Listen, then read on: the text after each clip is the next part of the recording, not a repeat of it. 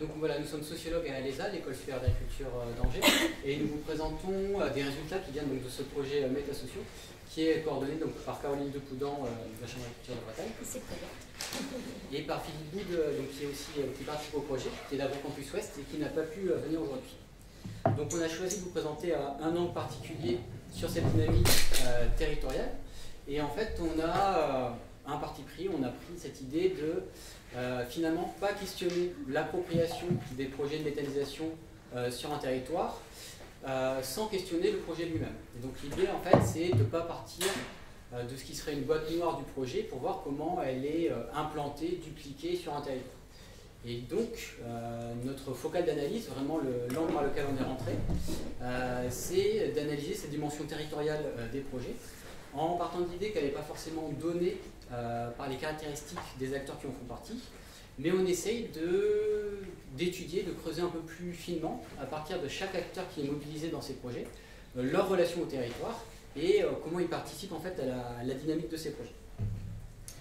Et donc voilà, on va aussi poser les questions de ressources sociales du territoire et donc aussi questionner une notion qui est celle de l'autochtonie, du capital d'autochtonie, pour voir finalement comment ces différents acteurs s'inscrivent dans le territoire et qu'est-ce qu'ils peuvent apporter à partir de leur lien au territoire sur ces projets. Alors, quelques mots sur le projet Métasociaux et puis sur notre méthode d'enquête. Donc, on l'a dit, on a travaillé sur des projets particuliers, en fait, multipartenariaux, puisque notre objectif, c'était finalement de saisir les modalités de coopération entre un collectif d'agriculteurs et des autres acteurs du territoire, des acteurs non agricoles. Donc on s'est intéressé aux projets multipartenariaux qui associent des agriculteurs et puis des industries agroalimentaires, des coopératives, des collectivités et parfois, donc dans de rares configurations, des citoyens via un financement participatif. Donc notre projet, c'est donc le projet Métasociaux, Guillaume en a parlé, donc c'est un projet qui a été financé par l'ADEME dans le cadre de l'appel à projet Graines.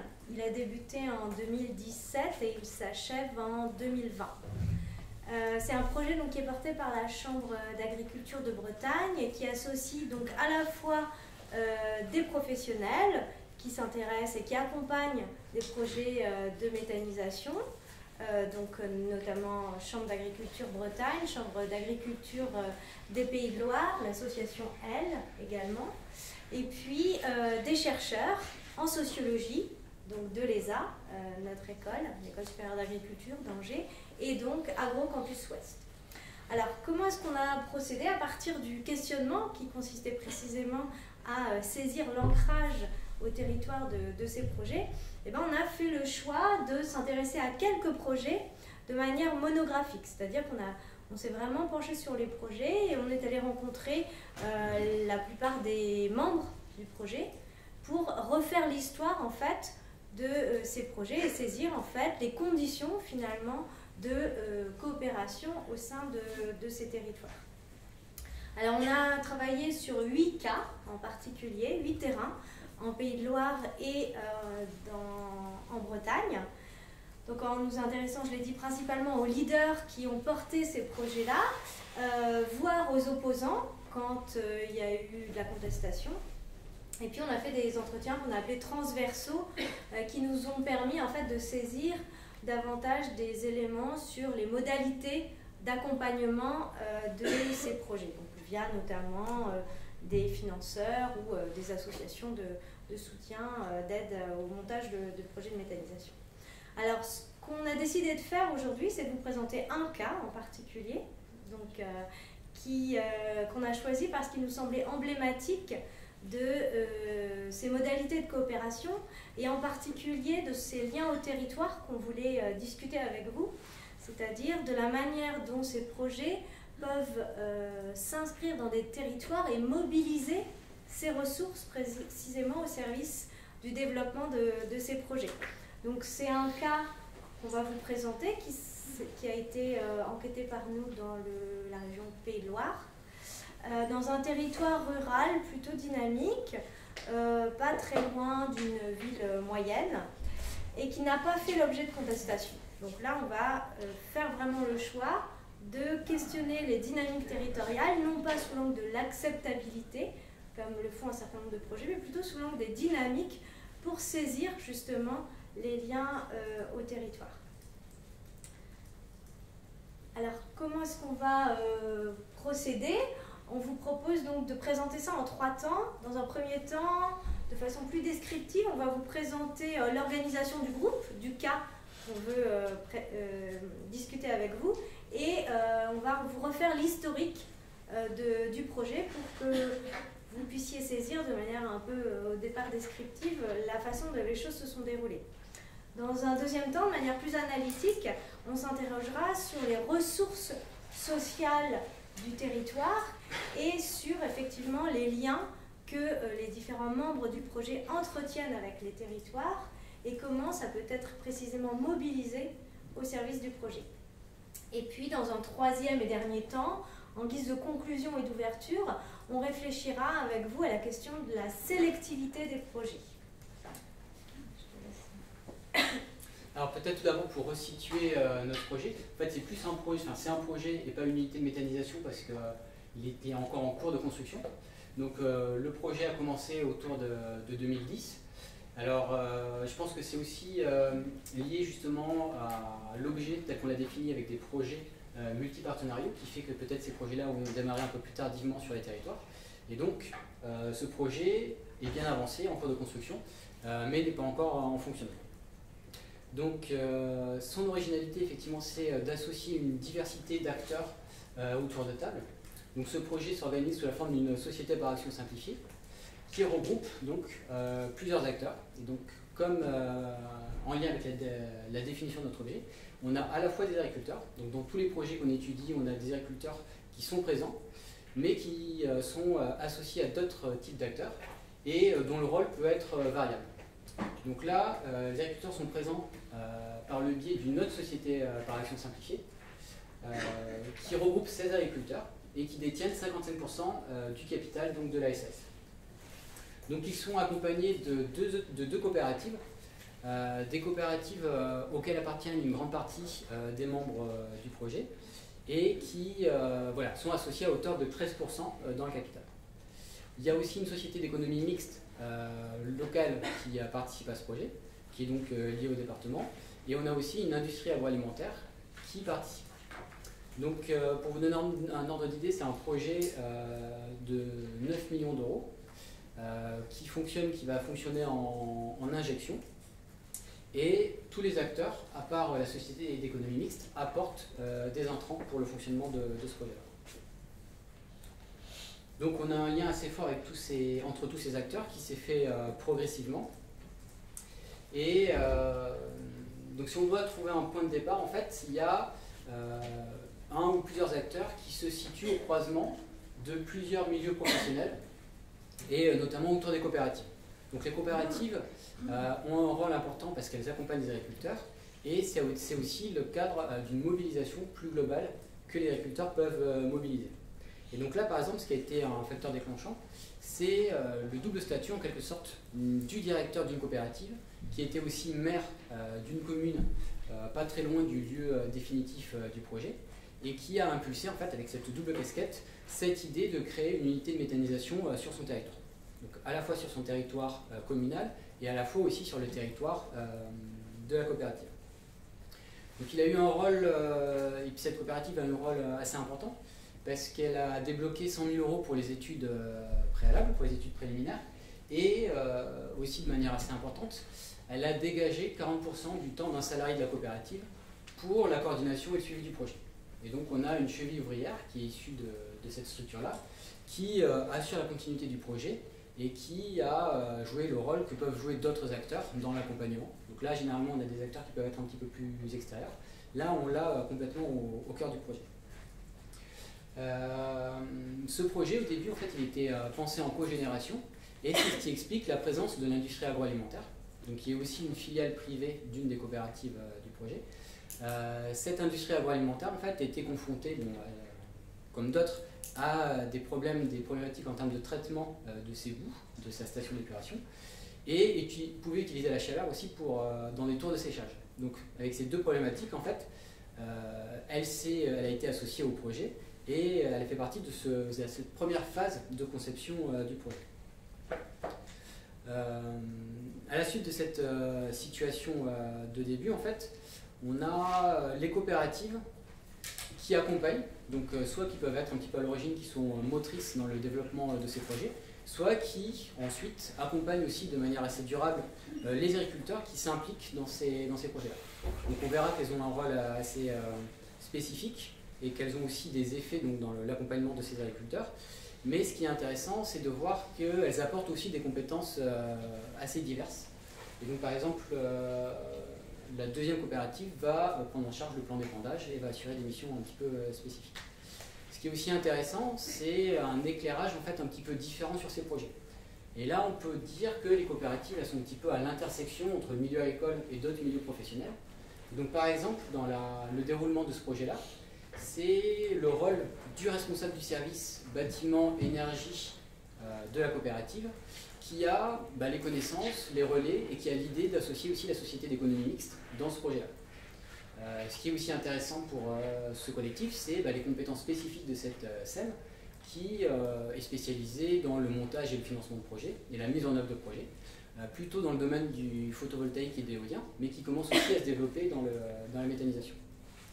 Et donc le tour de table se constitue ainsi progressivement avec des relations préexistantes entre les membres qui en font partie, et aussi cette idée d'associer des compétences assez différentes et de faire un tour de table, pas uniquement sur l'interconnaissance, mais aussi sur ce que peuvent apporter les différents acteurs.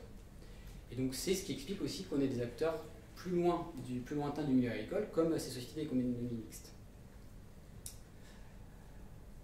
Alors, voilà, donc sur ces compétences spécifiques, les agriculteurs ont un rôle assez important dans le fonctionnement et la gestion de ces projets de méthanisation, notamment parce qu'ils ont une place assez cruciale.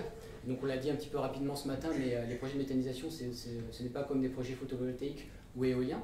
Il y a toute une question effectivement de place, d'installation de la méthanisation, d'intrants et d'épandage du digestat qui font qu'ils ont un rôle assez spécifique sur ces points. Et donc tous ces acteurs participent de manière spécifique à ces projets.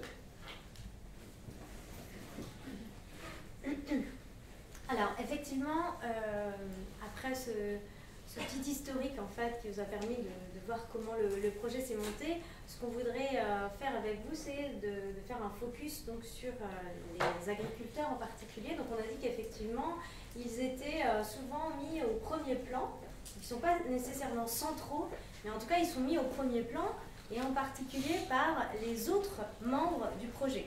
Donc on a dit, enfin Guillaume vient de le dire, ils sont effectivement des apporteurs réguliers de matière qui sont nécessaires au fonctionnement de l'unité de méthanisation. Ils disposent des terres nécessaires pour l'épandage du digestat, mais ils assurent fréquemment la légitimation du projet au niveau territorial. Donc ça, on l'a vu assez fréquemment. Les autres membres du projet insistent sur le fait que ce projet multipartenarial est d'abord et avant tout un projet territorial porté par des agriculteurs, c'est-à-dire finalement par opposition à un projet qui viendrait de l'extérieur et dont une entreprise extérieure au territoire viendrait par exemple mobiliser les ressources du territoire. Donc il y a cette vraie volonté en fait de mettre en avant les agriculteurs dans ces projets-là. Alors ce qu'on peut dire au-delà du fait que ces agriculteurs sont effectivement mis au premier plan dans ces projets, c'est qu'ils vont effectivement disposer d'un certain nombre de ressources qu'on va pouvoir analyser comme des ressources sociales territorialisées. Alors, commençons d'abord par les agriculteurs. En fait, on peut considérer que dans le projet qu'on vous présente, bien sûr, dans le cas, qu'on vous présente, mais au-delà de ce cas-là, il dispose de ce qu'on peut appeler un capital d'autochtonie. Alors un capital d'autochtonie, c'est quoi? Eh bien, en fait, ce sont des ressources qui sont détenues par des individus qui ont deux caractéristiques principales. D'abord, ils sont ancrés dans le territoire depuis longtemps.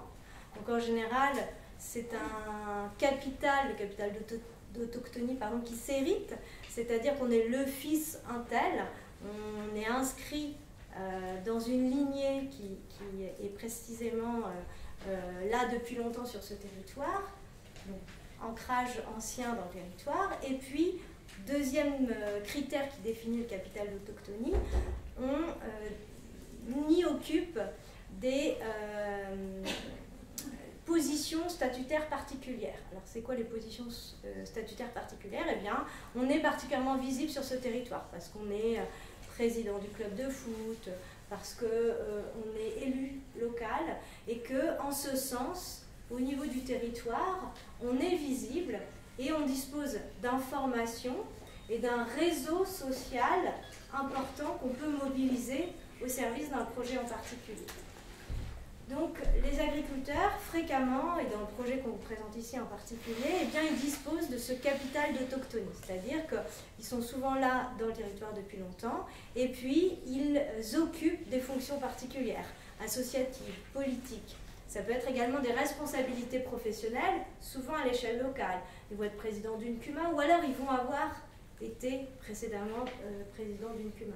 Ce qui leur permet de disposer de connaissances, de réseaux, qui vont directement être mobilisés au service du projet.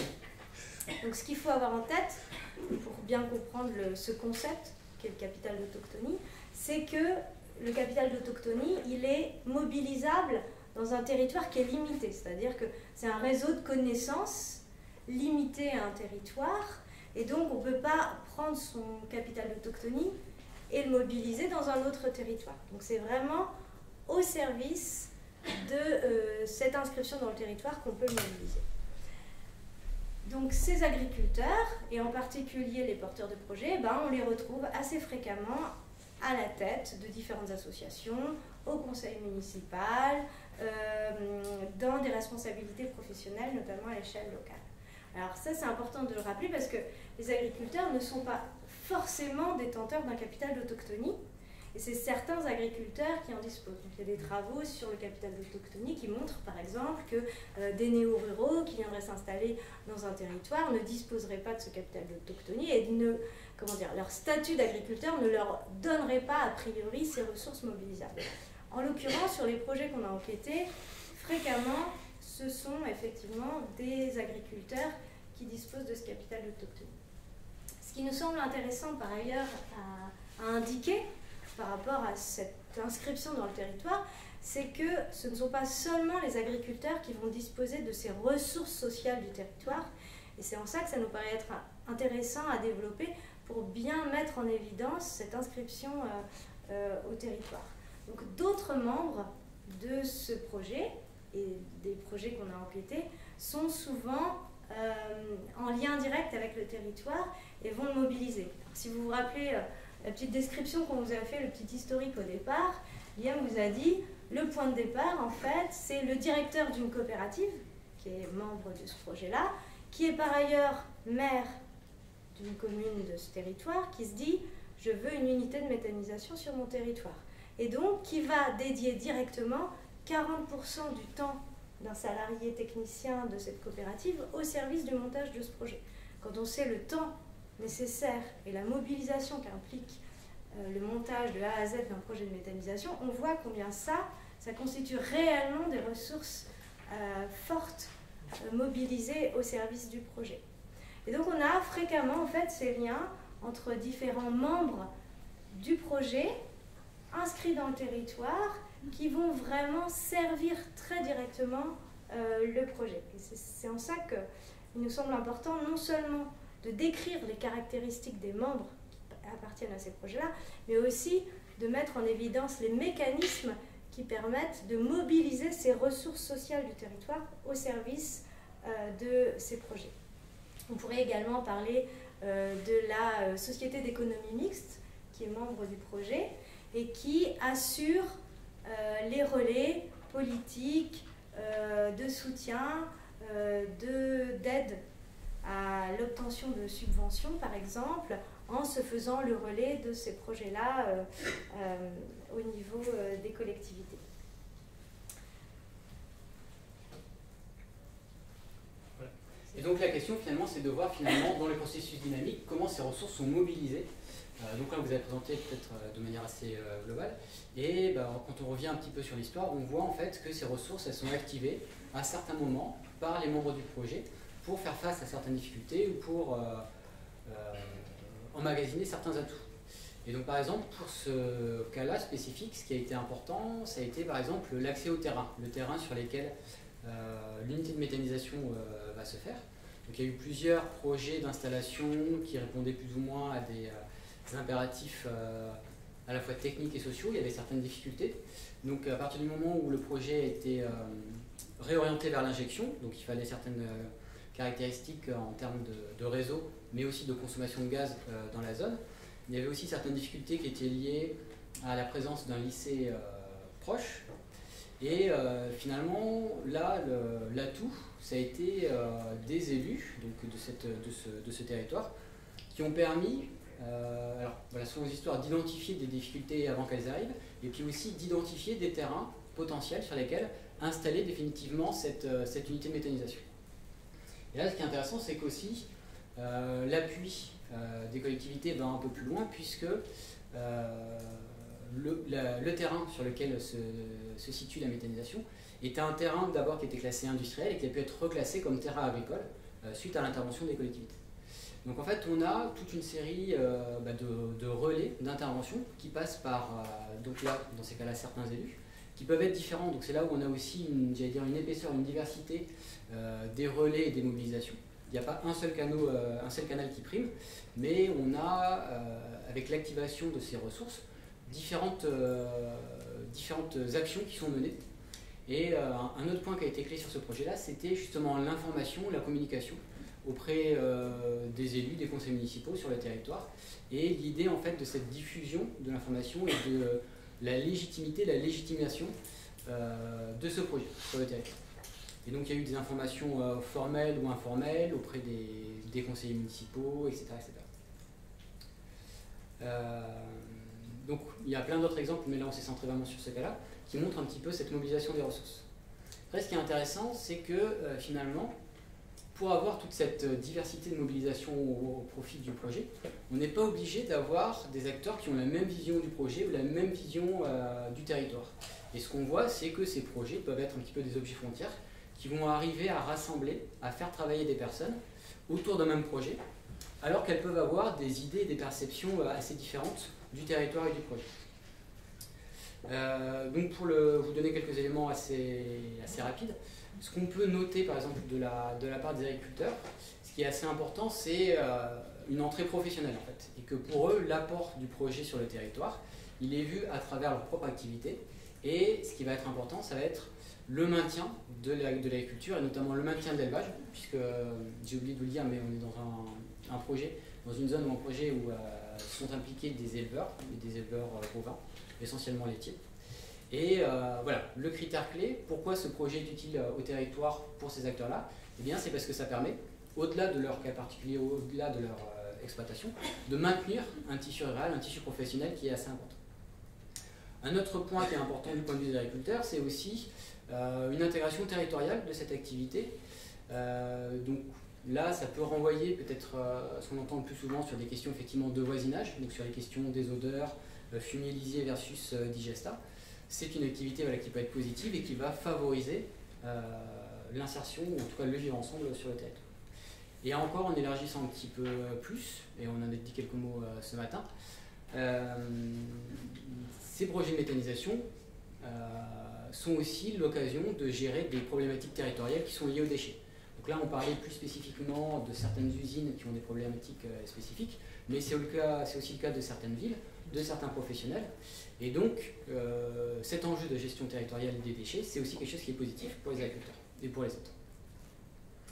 Alors, par exemple, du point de vue des coopératives, on a une vision territoriale qui peut être assez différente, même si on a la même catégorie d'acteurs. pour la première coopérative, en fait, celle qui a lancé un petit peu le projet avec le directeur, finalement, on a eu un décalage au cours du projet de cette implication et de cette vision territoriale, parce que la coopérative à l'origine du projet, en fait, a été rachetée, enfin, a été fusionnée avec une autre coopérative qui est issue d'un autre territoire et qui est beaucoup moins territorialisée, en quelque sorte. C'est-à-dire que la première coopérative avait une organisation territoriale, les salariés avaient une zone de référence, tandis qu'après la fusion et après la réorganisation de leur travail, ils étaient plutôt spécialisés par métier. Donc là, on avait dans la coopérative une dimension territoriale qui est entre guillemets à l'origine et au cœur de l'identité de ces acteurs, mais on voit que ça peut être assez variable en fonction de l'évolution de ces structures, et on retrouve une tension assez classique entre le territoire et les filières dans ces cas-là. Dans le cadre de la deuxième coopérative, on a un élément assez général qui est accompagner les agriculteurs dans le déploiement de leurs activités. Et ce qu'on retrouve assez souvent, c'est la diversification et la sécurisation des revenus. Et donc là, c'est un discours et des motivations qui sont reprises par les coopératives, qui sont présentes chez les agriculteurs. Mais voilà, les coopératives voient dans l'apport territorial, qu'est-ce qu'elles peuvent faire, c'est aussi maintenir cet aspect-là. Et on a un regard qui est un petit peu différent aussi pour la société d'économie mixte, qui donc a eu une entrée territoriale très notée, puisque c'est un peu le bras armé de la collectivité. Ce sont des collectivités locales qui sont au capital de cette structure, d'économie mixte, mais en fait il n'y a que des acteurs privés, et qui ont une mission, alors originellement de gestion des réseaux, mais là aussi de production d'énergie. Et donc là l'idée c'est aussi de faire face à des enjeux spécifiques que le territoire rencontre en termes énergétiques, à savoir une forte consommation, qui est liée à la fois à un tourisme important, puisqu'on n'est pas très loin du bord de mer, et on a aussi un tissu assez important et assez dynamique de PME qui sont aussi fortement consommatrices d'énergie. Et là encore, c'est assez intéressant, c'est que leur vision du territoire, elle est aussi indexée à leur métier, et on n'a pas la même définition de ce que c'est qu'un projet de méthanisation. Et donc, ce qui est intéressant dans la diversité des acteurs, c'est que tous ces acteurs nous montrent que c'est un projet qui est agricole, qui est lié au territoire. Et si on suit le vocabulaire utilisé par le directeur de la société d'économie mixte, en fait, lui, il défend plutôt un projet industriel. Alors, quand il dit un projet industriel, ce n'est pas par opposition au projet agricole, c'est d'une manière positive un projet industriel par opposition aux projets financiers qui peuvent être portés. Donc là, en fait, il faisait beaucoup référence, comme je vous disais, à l'éolien et au photovoltaïque, qui peuvent être portés par des sociétés extérieures au territoire et notamment par des fonds d'investissement, notamment étrangers. Et donc, voilà, lui, son projet, c'est un projet industriel mais territorial, parce que ça participe à ce développement. Donc là, on se retrouve un petit peu, j'allais dire, face à une petite énigme. Si on peut travailler ensemble, si tous ces acteurs collaborent, alors qu'ils ne sont pas foncièrement d'accord sur une vision unifiée du projet, eh bien, qu'est-ce qui explique que ces acteurs en font partie, et pourquoi pas d'autres? Si le fait de trouver un accord sur la définition et les objectifs de ce projet ne suffisent pas, alors qu'est-ce qui explique que certains en font partie et pas d'autres? Et c'est ce qui nous a amené à creuser un petit peu cette idée de sélectivité des projets à partir de ce constat-là, qui est un petit peu un constat, on va dire, en retournant un petit peu la question. Donc c'est évident que tous les acteurs du territoire ne font pas partie d'un projet, mais finalement, comment on peut définir un projet de territoire à partir de cette question-là? Qui en fait partie, qui n'en fait pas partie? Et en fait, quand on reprend un petit peu le déroulement du projet, on voit que d'un côté négatif, à chaque fois qu'il y a eu des étapes supplémentaires, chaque fois qu'il y a eu des alliances, il y a aussi des acteurs qui ont, entre guillemets, été laissés au bord de la route et qui ne font pas partie du projet. Et le point peut-être assez flagrant, c'est notamment sur les agriculteurs. Quels sont les agriculteurs qui font partie des projets et quels sont ceux qui n'en font pas? Alors on va dire que la réponse, je pense qu'on attend spontanément, et la réponse qui vient immédiatement à l'esprit, c'est autour d'un projet de méthanisation, par exemple dans un rayon de 5 km, c'est logique que les agriculteurs en fassent partie, et ceux qui sont plus loin, finalement, pour des raisons technico-économiques, n'en feront pas partie. Or, on voit en fait que c'était un peu plus complexe que ça, et qu'il y a eu plusieurs étapes de sélection. Et alors tout d'abord, on voit que finalement le soutien des coopératives ne s'est pas fait sur tous les projets de méthanisation qui ont été portés par leurs adhérents et qui ont été portés à leur connaissance. Et donc ce qu'on voit déjà, c'est qu'une première sélection, notamment liée à la proximité de ces agriculteurs vis-à-vis de ces coopératives, de ces institutions. Et donc là, il y a un point qui doit être assez significatif, qui qu'il y a beaucoup d'administrateurs de ces coopératives dans le projet qu'on a étudié et dans les projets en fait, qu'on a étudiés plus largement en dehors de celui-là. Donc ça, c'est un premier point sur cette sélectivité-là. Et après, on se rend compte aussi que même au sein des agriculteurs membres d'une coopérative ou proches des coopératives, on a aussi une sorte de sélection interne. Donc tous les agriculteurs ne vont pas sur les projets de méthanisation, mais tous les agriculteurs ne sont pas aussi reçus de la même manière lorsqu'ils souhaitent participer à des projets de méthanisation. Et donc sur les questions de solidité économique, de manière de voir le projet, on peut généraliser en disant qu'il y a aussi une certaine représentation du métier et de la profession.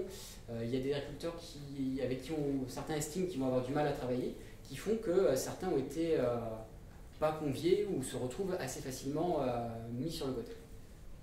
Et enfin, donc on vous a dit qu'on avait certains projets étudiés qui faisaient appel à du financement participatif. Là, le financement participatif, la participation des citoyens a été d'office reléguée à un second plan. Ça a été envisagé en fait dans la mesure où les membres du projet n'arriveraient pas à réunir assez d'argent pour se lancer. Donc là encore, si on étudie un petit peu par la négative, on voit bien finalement chaque fois que des acteurs arrivent, il y a aussi des acteurs qui sont laissés de côté. Et voilà, plutôt que de se demander finalement comment un projet est accepté sur un territoire, ce qui implique une certaine dimension d'extériorité, notre idée c'était plutôt de regarder justement comment un projet se développer à partir de son inscription territoriale, à partir des ressources sociales que ses membres avaient, et d'étudier par le contraste ce qui était aussi laissé de côté et la manière dont certains acteurs, ou même certaines catégories d'acteurs, étaient exclus du développement de ces projets. Donc voilà, en gros, les éléments qu'on voulait donner sur ce projet. Merci.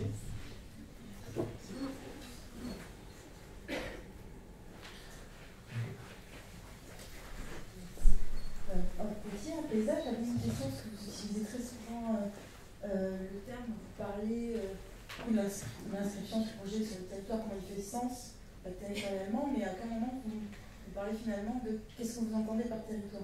Parce qu'on sait que en fonction, alors ça peut être du territoire institutionnel, des projets communaux, et ça c'est aussi à la géographie des enfants, à partir de quel moment, quelle distance, voilà, la question de la procréation, la volonté de participer peut jouer.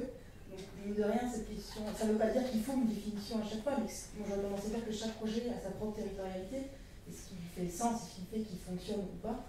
Mais enfin voilà, voir un peu peut-être à travers cet exemple qu'est-ce qu'il voulait dire par territoire, sachant qu'il y a le département, on sait que les échelons un peu supérieurs ont plus de mal peut-être à une légitimité qui est moindre, et savoir par curiosité, la double casquette du maire membre d'une coopérative, des fois c'est ça peut être totalement contre-productif pour le projet, parce qu'il y a une notion de conflit d'intérêts qui rentre dans le logique.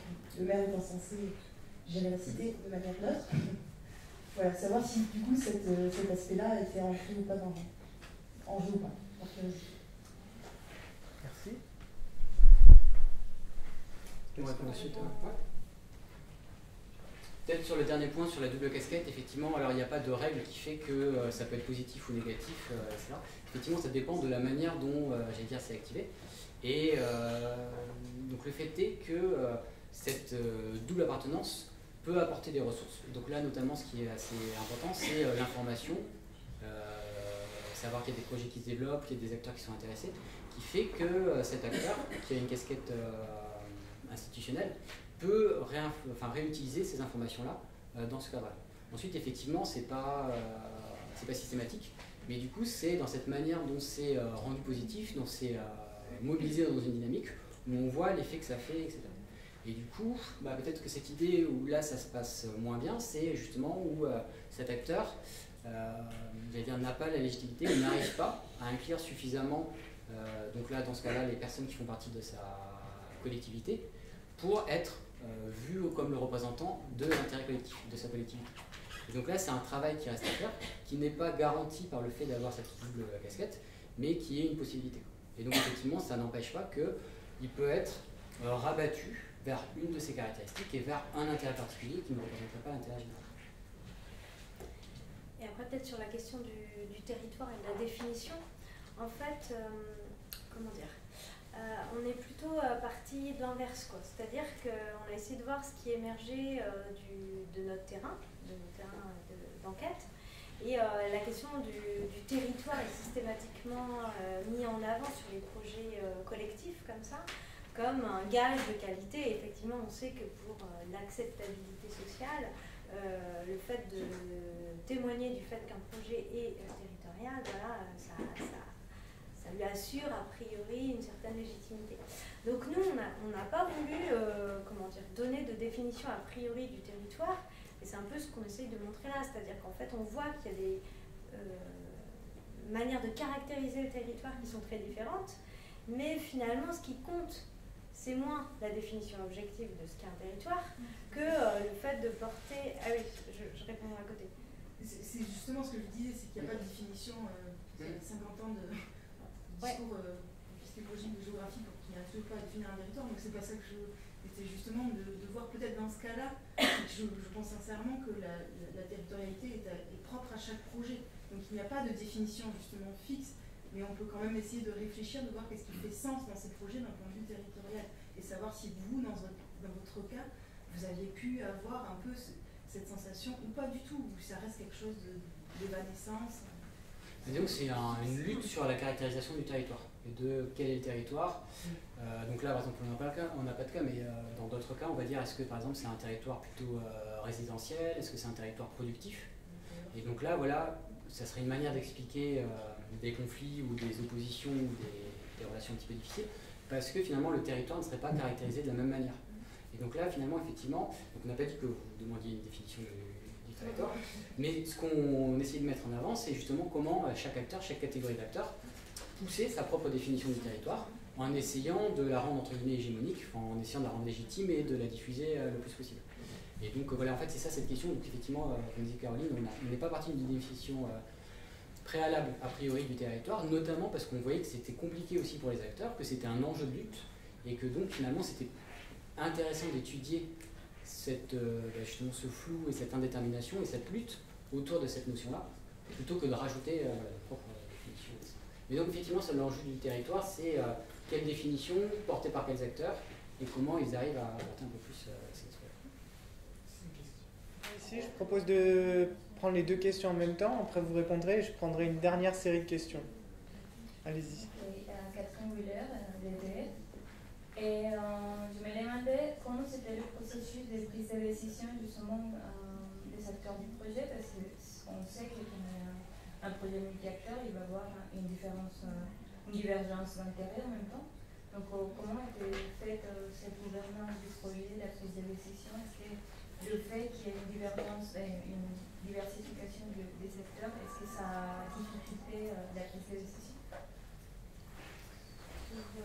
Alors, donc en fait, bon, il y a des phénomènes, j'allais dire, de gouvernance avec des réunions donc de la première SAS, de la deuxième SAS, etc., des choses un peu plus formelles.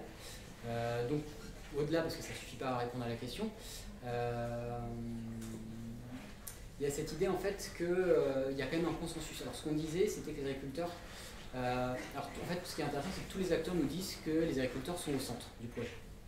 Et finalement, enfin, j'allais dire presque cette unanimité, c'est presque un peu louche. Donc en fait, l'idée, c'est que c'est pas qu'ils sont pas centraux, ils sont pas centraux, mais surtout, en fait, ils sont au premier plan.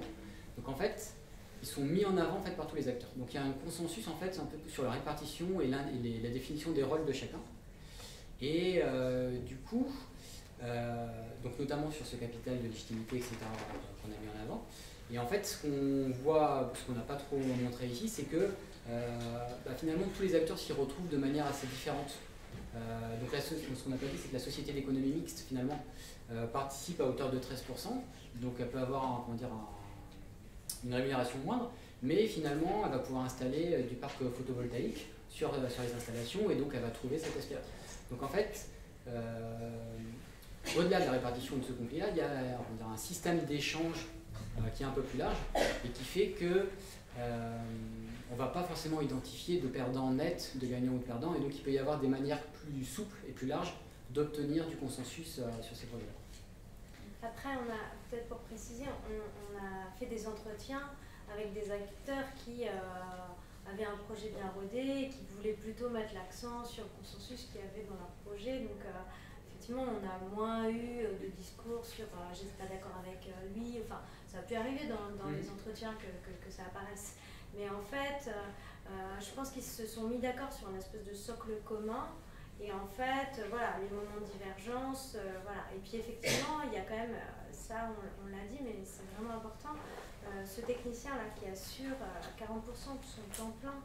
Et il nous disait que ça c'est officiel, parce qu'en vérité il déborde largement.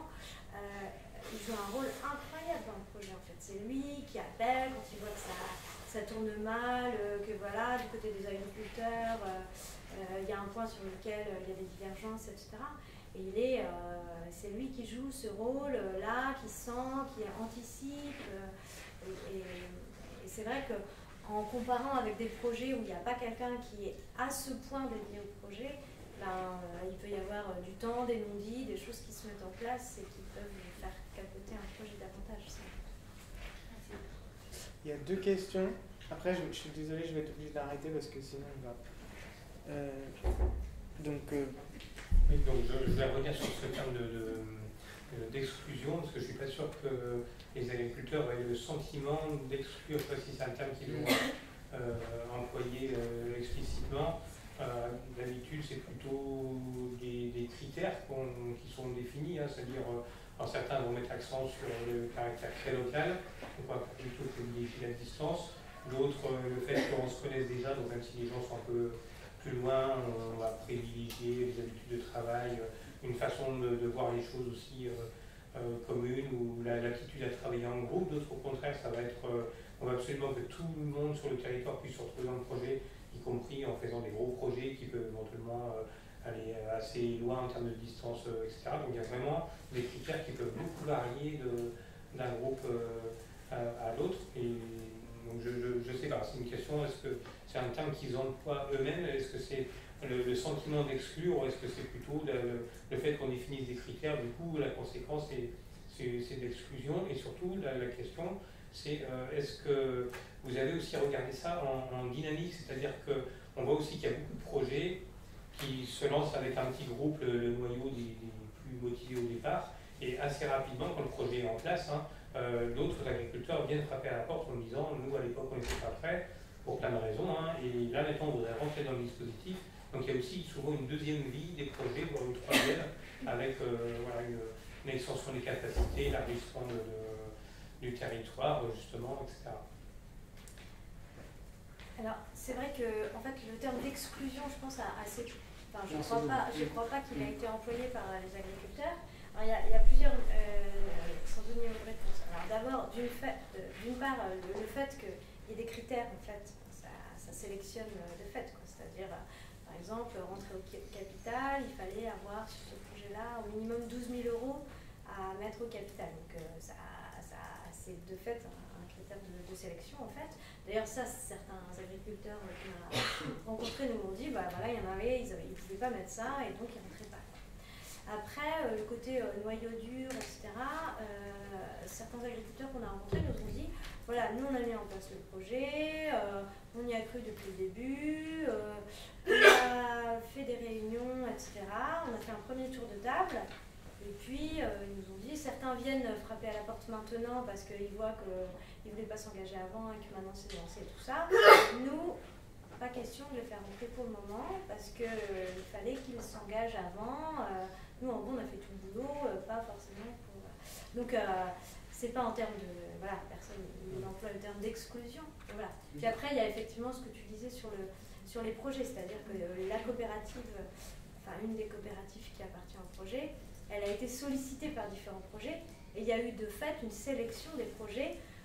La coopérative disant non, on ne peut pas s'investir sur tous les projets, donc on en choisit un et le fait est que objectivement, encore une fois, le projet qui a été retenu, c'est plutôt un projet avec certains agriculteurs, notamment administrateurs de la COP.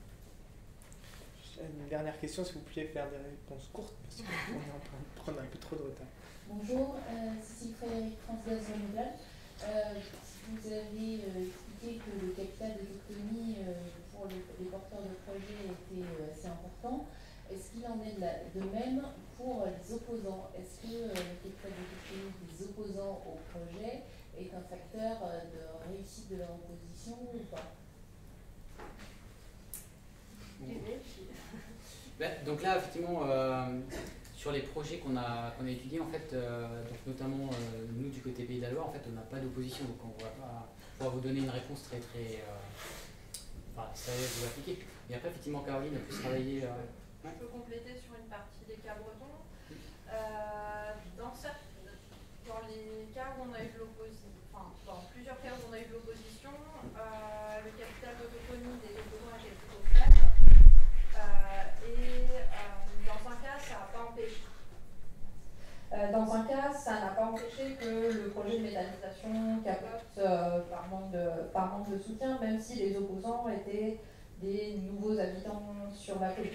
Voilà. Et dans un autre projet, par contre, il y avait un soutien relativement fort de riverains avec un bon capital d'autonomie. Là, le projet est passé. Enfin, il y a à la fois les opposants et les soutiens, et puis après, il y a encore d'autres. Merci à tous et toutes.